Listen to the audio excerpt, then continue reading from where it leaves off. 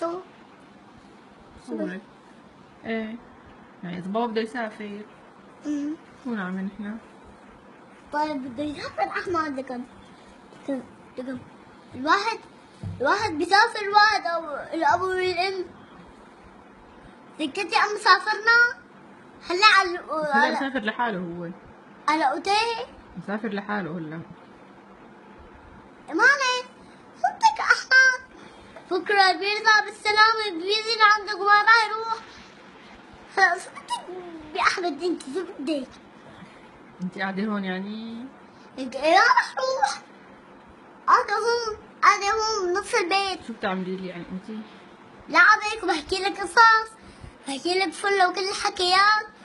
بعدين مثلا في الصبح بنرتب بيتنا ومنرتب تختنا وبنلعب بناكل بوظة نحن وياك بلعبك وبعمل لك مسات أحسن بدون ما يروح أحمد ويجي يسوق. وبعدين بدنا نعمل لك مساكن وبعدين خلاص. يعني خليه يسافر قولتك مو؟ ليه تخافي معلش والله اسبوع هو مو كثير. بده اسبوع الجاي بده يجي بالليل.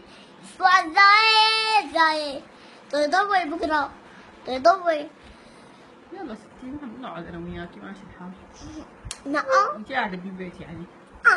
بالبيت هيك على هلا قاعدة. يعني تقعدي معي تونسيني؟ اه تونسيني يعني؟